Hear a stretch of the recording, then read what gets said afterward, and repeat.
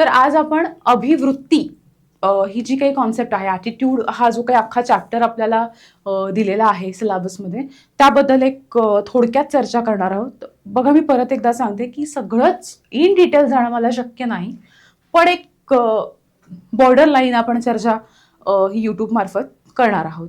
आणखीन एक अनाउन्समेंट अशी करायची आहे की 19 एप्रिलपर्यंत म्हणजे 19 एप्रिलला एक्झाम म्हणजे पेपर असणार आहे एथिक्सचा.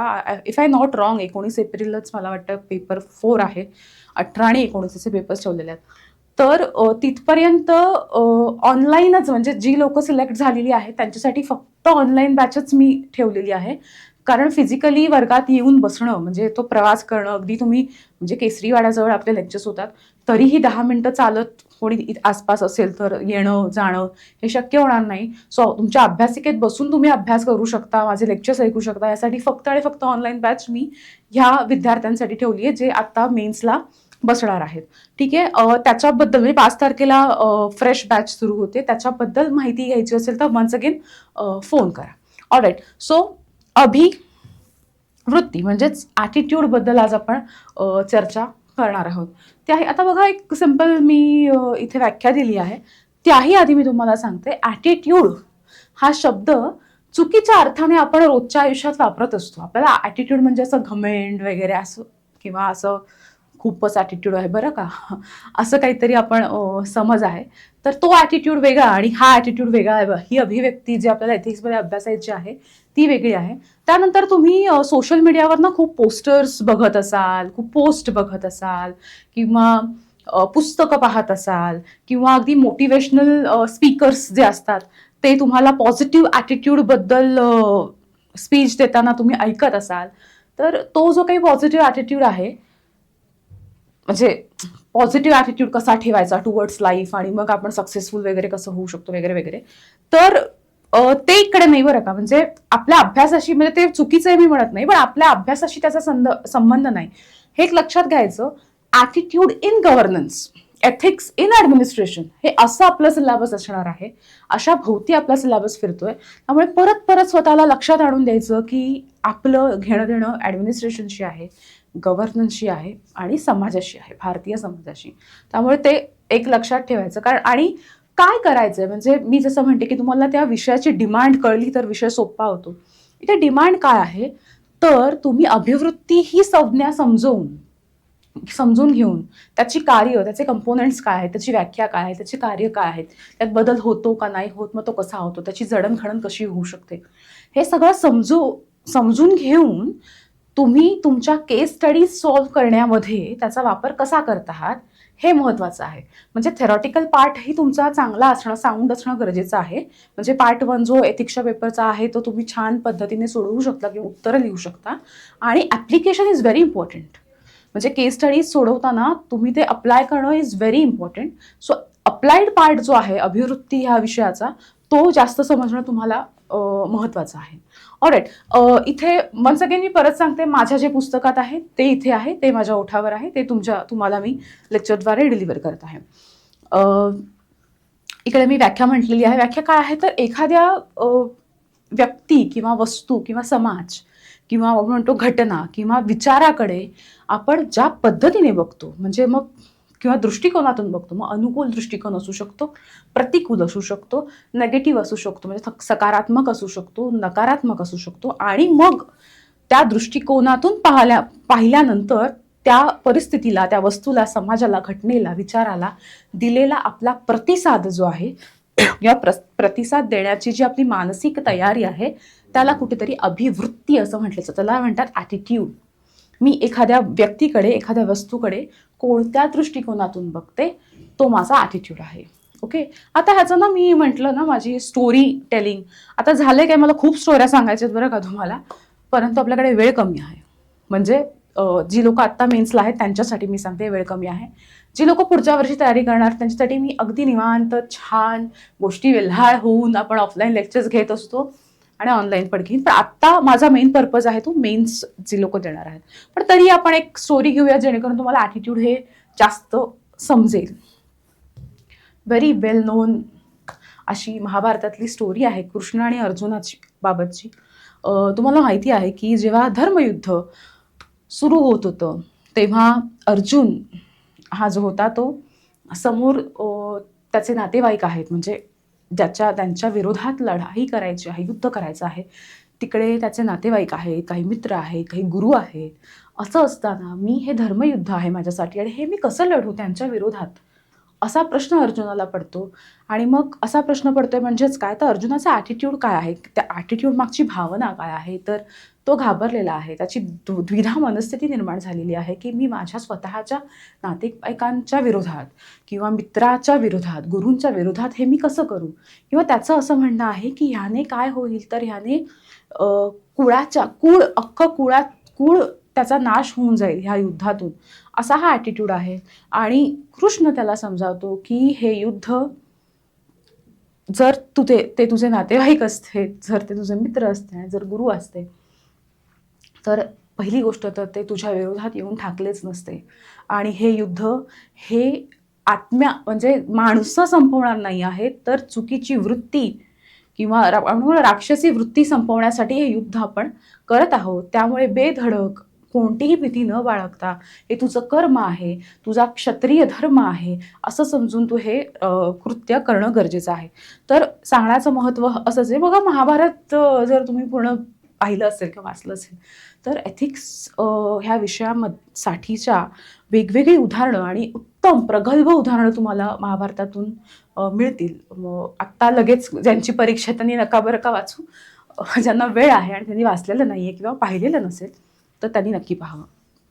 ठीक आहे, तर ह्या दोन व्यक्तींमधल्या ॲटिट्यूड, एकच घटना समोर आहे, एकच युद्ध समोर आहे, परंतु दोन व्यक्तींमधल्या विचारांच्या किंवा अभिवृत्तीच्या फरकातलं हे उदाहरण मी तुम्हाला इथे दिलेलं आहे.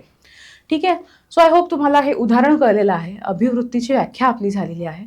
परत एकदा सांगते बघा, पूर्ण सिलेबस यूट्यूब लेक्चर्समध्ये कव्हर होणं इम्पॉसिबल नाही आहे.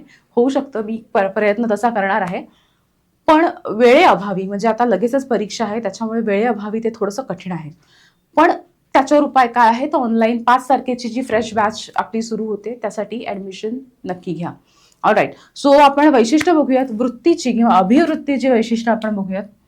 बघा, अभिवृत्ती एक मानसिक रचना आहे. म्हणजेच काय, तर आपल्या मनात, म्हणजे आपण प्रिझम्पशन, आपल्या मनाची जी पूर्वस्थिती आहे किंवा मनाने काही कंडिशनिंग मार्फत, काही ज्या काही अनुभव आहेत त्यामार्फत काही गोष्टींचं जे मानसिक मूल्यांकन केलेलं आहे त्याचं प्रोडक्ट म्हणजेच काय आहे, तर वृत्ती असते बघा. त्याचबरोबर ही जी वृत्ती आहे ती शिकली जाते बरं का. दिस इज व्हेरी इम्पॉर्टंट, की काही गोष्टी ह्या उपजत असतात, काही गोष्टी ह्या शिकवल्या जातात. तर त्या शिकवल्या जाणं किंवा आत्मसात करण्याची जी काही गोष्ट आहे ती ही अभिवृत्ती आहे. अभिवृत्ती कॅन बी लर्न्ड, हे लक्षात घ्या. तुमच्या सामाजिकीकरण तुमचं जे आहे किंवा तुमची जी जडणघडण झालेली आहे त्यातून तुम्ही काय करू शकता, तर त्यातून तुम्ही तुमचा ॲटिट्यूड हा ठरवू शकता किंवा आत्मसात करू शकता. तुमची जी अभिवृत्ती आहे ती ठरवू शकता. ऑलराईट, त्यानंतर मी एवढं फास्ट बोलते, तुम्हाला माहिती आहे का माझा ॲटिट्यूड काय. आता मला असं वाटतं की आत्ता तुमची लगेचच परीक्षा आहे आणि जेवढं तुम्हाला पटापट सांगता येईल, बोलता येईल तेवढं करावं. सो लेट मी काम डाऊन. ठीक आहे, सो तिसरं वैशिष्ट्य काय आहे की तुलनेने स्थिर आहेत. म्हणजे काही गोष्टी असतात त्या सतत क्विकली बदलत असतात, आज हे उद्या ते, पण ॲटिट्यूड सुद्धा बदलतो बरं का, पण त्याला थोडासा वेळ लागतो. तुलनेने हा शब्द मी इथे मुद्दाम वापरलेला आहे, पुस्तकात पण हेच आहे. तुलनेने स्थिर आहेत किंवा बदलांना काय म्हणू शकतो ना आपण, पटकन बदलत नाही, थोड्या स्थिर आहेत. ठीक आहे, पुढचं जे काही वैशिष्ट्य इथे मी म्हटलेलं आहे की ते मूल्यांकन आणि निर्णय. म्हणजे एखाद्या व्याख्येतच मी सांगितलं, एखाद्या समाजाकडे, घटनेकडे, व्यक्तीकडे, वस्तूकडे सकारात्मक पद्धतीने पाहायचं आहे की नकारात्मक, याचं मूल्यांकन किंवा ह्याची जजमेंट करणं हा ॲटिट्यूड शिकण्याचा किंवा ॲटिट्यूड आत्मसात करण्याचा, ॲटिट्यूड बनवण्याचा काय आहे, तर एक भाग आहे किंवा त्याच्यातच ते समाविष्ट असतं. त्यानंतर ऑफकोर्स प्रभाव, म्हणजे इन्फ्लुएन्स होतो ना आपण. म्हणजे तुम्ही आता सोशल मीडियावर जे काही पाहता, social media is the big time influencer. Rather social मीडियावर जे लोक सतत कार्यरत असतात त्यांना आपण इन्फ्लुएन्सरच म्हणतो. सो बरं, जोक्स अपार्ट, गोष्ट अशी आहे की तुमचं जे वर्तन आहे, तुम्ही जो विचार आहे ते कसं वागायचं, त्याचा अंदाज कसा लावता, हे बऱ्यापैकी इन्फ्लुएन्स्ड असू शकतं. एखाद्या व्यक्तीच्या विचाराने. एखादं पुस्तक वाचलं, हल्ली पुस्तकं कोण वाचत नाही, हल्ली रील्स बघतात. मग एखादं रील बघितलं, एखाद्या व्यक्तीचे काहीतरी विचार ऐकले, तर लगेच आपला ॲटिट्यूड जो आहे, जी वृत्ती आहे ती इन्फ्लुएन्स्ड होत असते. ऑलराईट, पुढचं बघूयात. पुढचं वैशिष्ट्य काय आहे, तर जी वृत्ती आहे, वृत्तीमध्ये विचार आहेत. मी मग आता म्हटलं जसं की आपण पुस्तकं वाचले, पेपर वाचले, मोठे मोठे जे विचारवंत आहेत त्यांचे विचार वाचले, तर त्याच्यामागे विचार आहेत, त्याच्यामागे भावना आहेत. आणि त्या भावना, ते विचार, ते जेव्हा आपण अप्लाय करतो आपल्या डे टू डे लाईफमध्ये, म्हणजे ह्याचा अर्थ जेव्हा कृती करतो, त्या सगळ्याचा समावेश कुठे होत असतो, तर आपल्या ओव्हरऑल वृत्तीमध्ये, म्हणजे ॲटिट्यूड ह्या प्रोसेसमध्ये होत असतो. ऑलराईट, पुढचं आहे की सब्जेक्टिव्ह आहे. व्यक्तिपरत्वे, म्हणजे आपण असं म्हणतो ना, जितक्या व्यक्ती तितक्या प्रकृती, तर तसंच आहे. व्यक्तिपरत्वे वृत्तीही बदलत असते, प्रकृती वेगळ्या असतात. आणि एकाच, म्हणजे आणखीन एक गोष्ट म्हणजे एकाच व्यक्तीमध्ये आणखीन 2-4 वेगवेगळे ॲटिट्यूड असू शकतात बरं का. म्हणजेच काय, तर एकाच व्यक्तीचे आपण म्हणतो ना की माणूस, एखादी व्यक्ती ही प्रत्येक व्यक्तीशी वेगवेगळं वागते. कारण ज्या ज्या व्यक्तीकडून जो जो अनुभव आलेला असतो आपल्याला, आपण त्या त्या व्यक्तीशी तो अनुभव आपल्या सबकॉन्शियस माइंडमध्ये ठेवून वागत असतो. सो एका व्यक्तीला एकच ॲटिट्यूड असेल आणि तो सगळ्यांशी तसाच वागत असेल असं काहीही जरुरीचं नाही. ऑलराईट, सो तेही आहेच. त्याच्यानंतर इथे म्हटलं की अभिव्यक्तित्मक आहे आणि संवादात्मक आहे. We can communicate.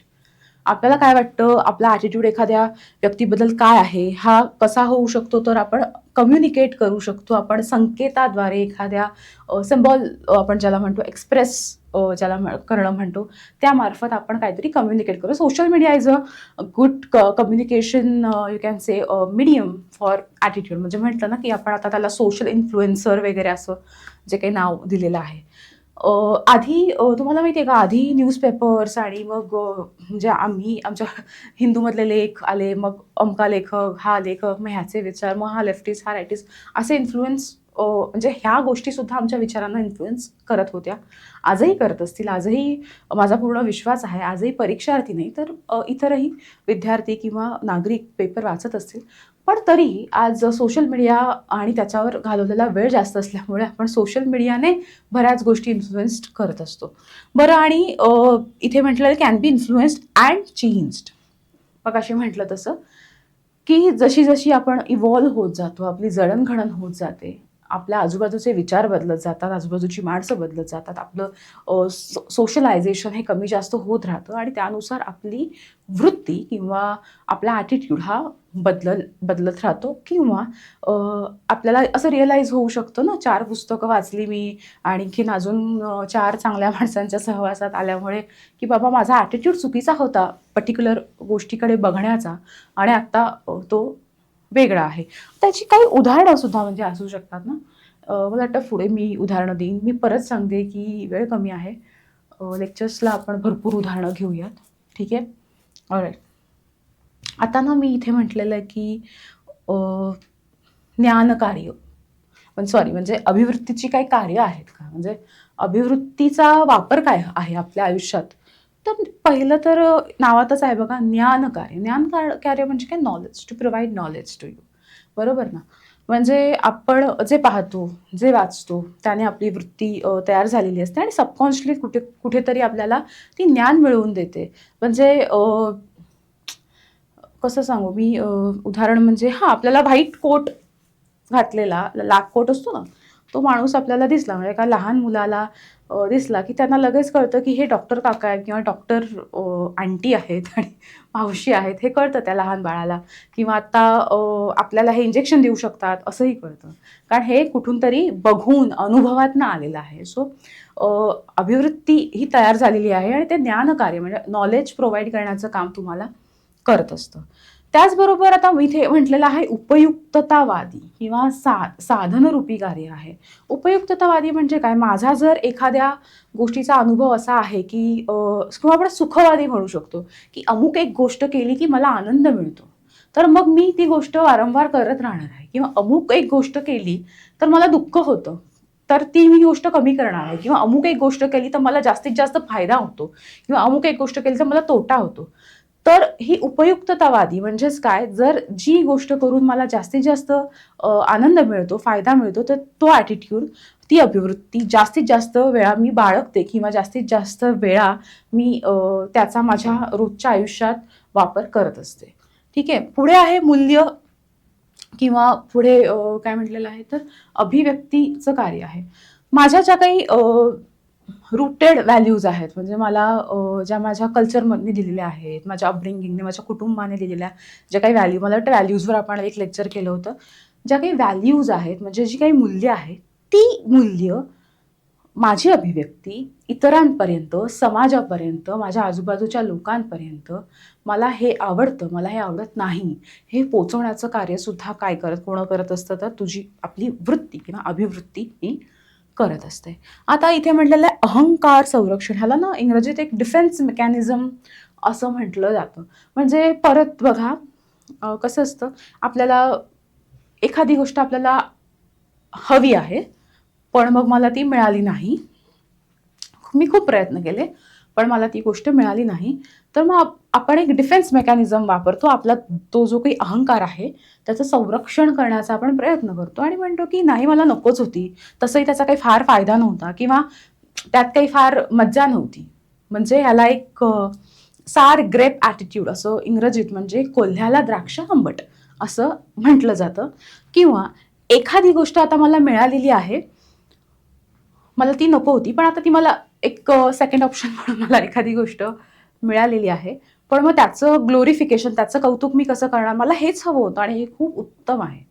मी आधी वेगळ्या गोष्टीच्या मागे होतो, पण मला हेच हवं होतं, हेच उत्तम आहे. ह्याला ना इंग्रजीत स्वीट लेमन ॲटिट्यूड म्हणतात. म्हणजे लिंब गोड असतात का रे? नाही, लिंब आंबटच असतात. पण आता मला द्राक्ष नाही मिळाली, मला लिंब मिळाली ना, तर मी लिंबाला काय म्हणणार आहे, तर माझी लिंब कशी आहेत? छान आहेत, गोड आहेत, मला हीच हवी होती. सो हे बघा, सायकोलॉजीचा विचार केला तर अहंकाराचं संरक्षण करणं ह्यात काहीही चूक नाही बरं का. कारण आपल्या अहंकाराचं आपण संरक्षण नाही केलं तर आपण मानसिकदृष्ट्या काय होऊ शकतो, डिस्टर्ब होऊ शकतो. त्याच्यामुळे आपला जो ॲटिट्यूड आहे तो कुठेतरी आपल्या अहंकाराचं सुद्धा संरक्षण करत असतो. आता सायकोलॉजिकली ही 4च कार्य आहेत बघा. पण परत आपल्या सिलेबसमध्ये काय महत्त्वाचं आहे, तर प्रशासनातली कार्य आपल्या सिलेबसमध्ये महत्त्वाची आहेत. तर ऑफकोर्स प्रशासनात ह्याचा, म्हणजे ह्या सगळ्यातनं तुम्ही जे जे काही शिकलात त्याचा तुम्हाला प्रशासनात उपयोग होणार आहे.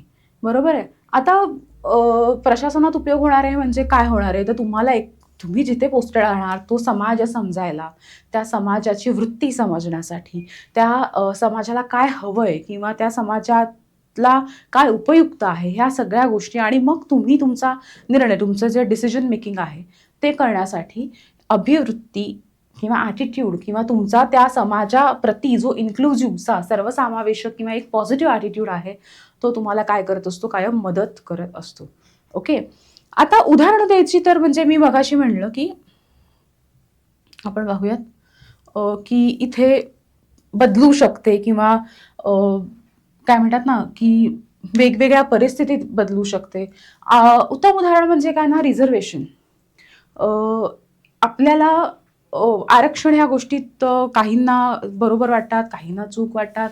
पण मग आपण जेव्हा ती परिस्थिती जाणतो, एखाद्या गोष्टीचा गाभा आपण जाणतो, तेव्हा आपसुकच म्हणजे आपला ॲटिट्यूड टुवर्ड्स दॅट थिंग, म्हणजे आरक्षणाबद्दलचा किंवा रिझर्वेशनबद्दलचा ॲटिट्यूड आपला हा बदलतो. म्हणजे मग तो पॉझिटिव्ह निगेटिव्ह त्या प्रत्येक व्यक्तीच्या त्या जडणघडणीतनं तो होऊ शकतो. त्याच्यानंतर मी तुम्हाला सांगू का, आता इन्फ्लुएन्स्ड आपण म्हटलं ना, की इथे मी म्हटलं की इन्फ्लुएन्स होतो. आता मला एक उदाहरण बघा, तुम्हाला माहिती आहे, ते रोनाल्डोने एका कॉन्फरन्समध्ये ती कोको कोलाची बाटली अशी उचलली, म्हणजे माझ्याकडे माझी पाण्याची बॉटल आहे, अशी उचलली आणि खाली ठेवली, टेबलवरून बाहेर ठेवली, आणि टेबलवरून बाहेर खाली ठेवल्यावर नकळतपणे, किंवा त्याला कळत होतं पण अप्रत्यक्षपणे, त्याने हा संदेश देऊ केला की कोको कोला हा काही फार तुमच्या तब्येतीसाठी चांगला नाही. आणि मग त्याने काय केलेलं आहे, तर ही ड्रॉप द बॉटल, आणि त्यावरून कोको कोलाचे शेअर्स जे आहेत त्याच्या किमती ढासळल्या. कारण रोनाल्डो ही व्यक्ती जी आहे, ऑफकोर्स हा खूप मोठी व्यक्ती आहे, ते इन्फ्लुएन्स्ड यूथ जो आहे तो इन्फ्लुएन्स्ड होतो आणि यूथच जास्त कोको कोलाचं सेवन करणं हे यूथचं काम किंवा यूथ करत असतो आणि कुठेतरी यूथला ते कळलं की अरे रोनाल्डो घेत नाही आहे, तो एवढा हेल्थ कॉन्शियस आहे, तर आपण का घ्यावं. सो हे आहे, तो त्याचा एक ॲटिट्यूड होता टुवर्ड्स त्या वस्तू, त्या वस्तूला घेऊन त्याची ती अभिवृत्ती होती आणि त्याने काय केलेलं आहे, ते सगळं चित्र पालटलेलं आहे. म्हणजे मी हे उदाहरण देण्याचं कारणच हे आहे की ह्या छोट्या छोट्या गोष्टी किंवा हे छोटे छोटे ॲटिट्यूड्स समाजात खूप काय म्हणतात ना, ढवळाढवळ किंवा उलथापालथ करू शकतात. त्याच्यामुळे ॲटिट्यूड ही गोष्ट काही फार छोटी आहे आणि त्याचा काय फार उपयोग नाही असं नाही आहे. ऑलराईट. सो मला वाटतं इथपर्यंत ठीक आहे. आता मला महत्त्वाचं बोलायचं ते म्हणजे काय करायचं. आता रिझल्ट लागलेला आहे, घाईघाई झालेली आहे आणि सगळे भांबावलेले आहेत की अरे एकतर उशिरा रिझल्ट लागला. काहींना अपेक्षा होती की आता पोस्टपोन करतील, मग आपल्याला वेळ मिळेल, पण आता तसं नाही आहे. मग आता काय करायचं. मग आम्ही तर अजिबातच अभ्यास केला नाही. मला वाटतं माझं पहिलं लेक्चर तुम्ही पाहावं, फास्ट फॉरवर्डमध्ये बघा, कारण परत मग तेच आहे, ते लेक्चर मोठं आहे. त्याच्यात मी सांगितलेलं आहे एक 40 ते 50 संज्ञा करा. आणि आता कशा करायच्या मग मी म्हटलं ना की 40 दिवस आहेत असं समजूयात आपण त्या पेपरला. पण मग फक्त एथिक्सचाच पेपर आहे का? नाही ना. तुम्हाला ऑप्शनल पण करायचं आहे, तुम्हाला जनरल स्टडीजचे पेपर करायचे, तुम्हाला एसे करायचे आहे अख्खा, आणि नाही म्हटलं तरी क्वालिफाईंग लँग्वेज आहेत त्याही थोड्याफार तुम्हाला कराव्याच लागणार आहे. मग कसं करायचं. रोज जर आपण 40 संज्ञा म्हटलं तर रोज 2 केल्यात, मी कमीत कमी 40 म्हणते, रोज 2 केल्यात तर 20 दिवसात 40 संज्ञा होतील. मग रोज 2 संज्ञा करायच्या म्हणजे नक्की काय करायचं. समजा आपण इथेच घेऊ ना, एक व्हॅल्यू आणि ॲटिट्यूड अशा 2 संज्ञा केल्या, तर व्हॅल्यूची तुम्ही डेफिनेशन दिली, ॲटिट्यूडची डेफिनेशन घेतली. लिहा बरं का, पेपर लिहिण्याचा आहे, लक्षात घ्या. परत परत परत परत सांगते, लिहायचं आहे. फक्त वाचायचं, फक्त गोष्टी करायच्या, फक्त गप्पा मारायच्या नाही, लिहा. तर ते केलं तर व्हॅल्यू आणि ॲटिट्यूडमधला फरक काय आहे, त्याची उदाहरणं काय आहेत, त्याच्यावर येऊन गेलेले प्रश्न काय आहेत, हे सगळंच त्या दिवशी बघायचं. म्हणजे नाही तर तुम्ही म्हणाल की संज्ञा केल्या म्हणजे नुसत्याच व्याख्या केल्या, तर तसं नाही. त्याचं सगळंच बघायचं. त्याच्यावर आलेल्या केस स्टडीज बघायच्या. तिथल्या तिथे लगेचच त्यावर ज्या काही तुम्हाला UPSCच्या PYQमध्ये ज्या केस स्टडीज सापडणार आहेत त्या तुम्ही तिथल्या तिथे सोडवू शकता. ठीक आहे. आणि मग अशा बघा दिवसाला 2 अशा जर संज्ञा झाल्या. मी घाई गडबडीचं टाइम टेबल सांगते. मी जी लोक निवांत आहेत, पुढच्या वर्षी परीक्षा देणार आहेत किंवा आता मे मध्ये जी प्रिलिम्स येईल ती देणार, त्यांच्यासाठी नाही. त्यांना छान तुम्ही पर्सनल काउन्सिलिंगसाठी माझ्याकडे या, आपण एथिक्सचं छान तुम्हाला काउन्सिलिंग करेन. सो 2 दिवसाला संज्ञा तुम्ही करायला हव्यात. मग 20 दिवसात तुमच्या 40 संज्ञा होतील आणि जास्तीत जास्त केस स्टडीज सॉल्व्ह करणं गरजेचं आहे. आणखीन एक गोष्ट, या पुस्तकाबरोबर एक बुकलेट येतं. जर तुम्ही पुस्तक दुकानातून, कोणत्याही दुकानातून विकत घेत असाल तर त्या दुकानदाराला विचारा की मॅडम म्हणाल्या याच्याबरोबर एक बुकलेट फ्री येतं, ते कुठे आहे. आणि प्रत्येक दुकानात आम्ही ते बुकलेट प्रोव्हाइड केलेलं आहे. ते बुकलेट काय आहे, तर ते बुकलेट आहे केस स्टडीजचं. ठीक आहे. त्यात काही केस स्टडीज मी सोडवून दिलेल्या आहेत, काहीचं फक्त मुद्दे काढलेले आहेत आणि काही आहेत त्या तुम्ही सोडवा आपल्या A4 साईज पेपरवर आणि मला आणून द्या. कशा द्याल तर परत एकदा सांगते, फोन करा, ऑफिसचा ॲड्रेस डिटेलमध्ये मिळेल, किंवा स्कॅन करा, मेल करा, किंवा ह्या फोनवर व्हॉट्सॲप, दोन्ही फोनवर चालू आहेत तर स्कॅन करा आणि मला व्हॉट्सॲप करा आणि मी इव्हॅल्युएट करून देईन. ओके. पुढच्या म्हणजे लगेचच मी पार्ट 2 करेन. त्याच्यामध्ये आपण व्हॅल्यूज म्हणजेच मूल्य आणि अभिवृत्ती ह्याबद्दल थोडंसं बोलूयात. ठीक आहे. सो घाबरून जाऊ नका आणि फोन करा, म्हणजे आपण नीट बोलूयात.